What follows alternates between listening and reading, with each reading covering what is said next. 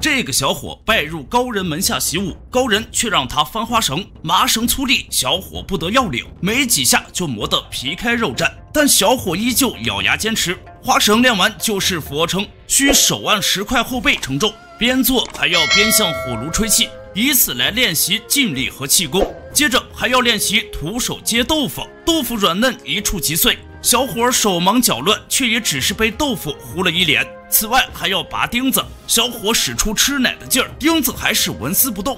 小伙连番吃瘪，却依旧不放弃。要想让豆腐不烂，必须和巧劲与柔劲为一，才能收放自如。而想要拔出钉子，则需将刚劲与急劲凝至一点，做到力从心发。小伙勤学苦练下，终于能稳稳接住豆腐而不碎，甚至还能花样接豆腐。至于拔钉子也不在话下，指尖尽力，吞吐自如，轻松将木桩上的钉子拔出，完成训练，神功大成。至于他为何这般刻苦修行，还要从头说起。醉拳本分南北，其形有异，其理相通。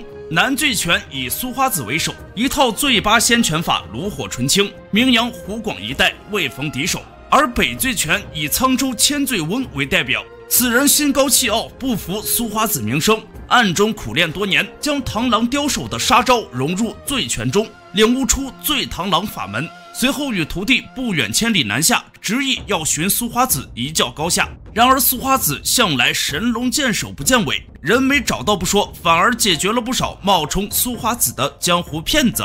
与此同时，喜好游离四方的苏花子好不容易回趟家，就被苏夫人以他久未归家教训一通。苏花子自知理亏，可身为一家之主，也不能失了牌面。此时一个小伙着急上前，也被他随手击退。小伙还想动手，却被苏夫人制止，让他喊爸爸。苏花子这才知道，这个名为苏蒙的小伙居然是自家老婆收的干儿子，自己竟是平白无故喜当爹。而苏蒙向来仰慕苏花子大名，便想拜他为师学习醉拳。苏花子嫌弃他资质愚钝，极其不愿。奈何苏夫人觉得苏蒙忠厚朴实，甚为喜爱。迫于压力下，苏花子只能妥协。只是上有政策，下有对策，怎么样教还不是要看自己心情。第一课教的是天旋地转功，听上去名声响亮，实则是手指点地，原地转圈，整得苏蒙头晕目眩，倒地不起。第二课是双手扎绳扎马步练拳，看似是在腾转不停练习臂力，实则是帮苏花子扇风乘凉。第三课是脚踩高跷，头挂铁锤，苏蒙在上面气喘吁吁，不停蹲起，其实是在帮苏花子砸核桃。苏蒙却对这种消遣深信不疑，依旧毫无怨言，勤加苦练。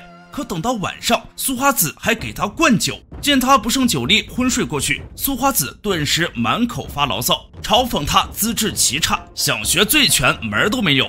哪知苏蒙并未醉倒，听到此番话语，悲从心来。但他是真的想学武功，所以隔日便留下书信，就此离去。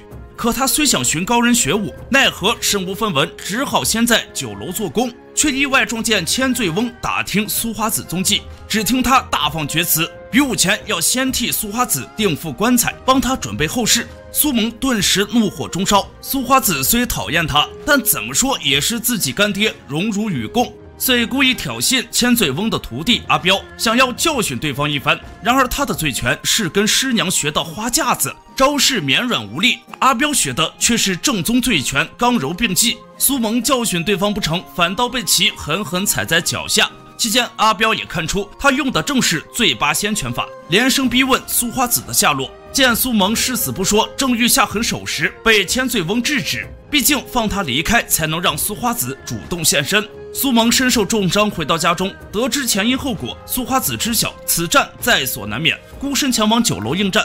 表面上两人互相把酒言欢，实则暗中切磋，比拼功力，彼此明争暗斗，却能滴酒不洒。试探性的交手便已进展两人修为。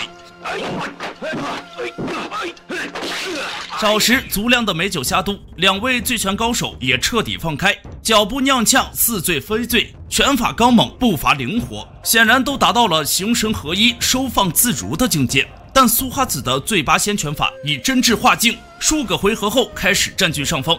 然而当千醉翁施展醉螳螂拳法，本就变化多端的醉拳更添一分凌厉，苏花子猝不及防下吃了闷亏。即便有心反击，却依旧是正宗醉拳路数，一招一式皆有迹可循，被千醉翁打得很是狼狈。还是不放心赶来的苏蒙从旁干扰，苏花子这才逃过一劫。经此一事，苏花子卧病在床，苏蒙自然就承担了抓药的职责。待他抓好药材赶回家时，却意外遇见了一个躺在棺材里的病鬼。苏蒙本想教训对方，岂料对方看似气虚体弱，实际却是位武林高手，不仅轻易将他玩弄于股掌之间，甚至还给他喝了一碗十全大补汤。原是武林中盛传有江湖四怪，号称书、卜、病、酒，眼前之人便是四怪中的病君。四怪身怀绝技，各有所长。病君的得意武学便是一手病拳探脉手，蕴含探、扣、拿、封、闭5种变化，招式绵而不绝，生生不息，正适合用来对付千醉翁的醉螳螂。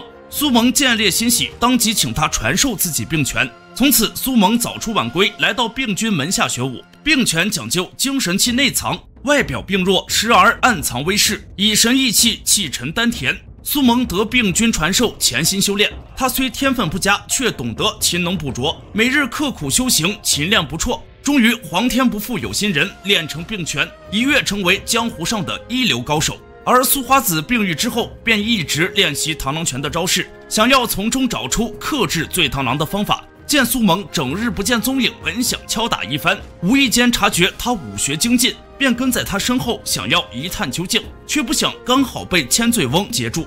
而另一边，千醉翁徒弟阿彪奉命前往苏家斩草除根，正好被甩掉苏花子回家的苏蒙撞见。阿彪还以为他是当初的无下阿蒙，然而苏蒙早已今非昔比，夺过长枪，随意舞动，轻松将其制住。彼时，千醉翁两人已再度交手。苏花子虽对螳螂拳有所研究，但毕竟时日尚短，不及千醉翁信手拈来，再次落入下风。好在苏蒙及时赶来，抛出长枪，分开两人，准备代替苏花子出战。千醉翁心有不屑，想要以醉螳螂速战速决，却不想苏蒙施展病拳探脉手，手碰手，手捻手，如影随形，任凭千醉翁使尽本领，也挣脱不开，一身醉螳螂功力难以发挥。反观苏蒙则是越打越勇，尽随心走。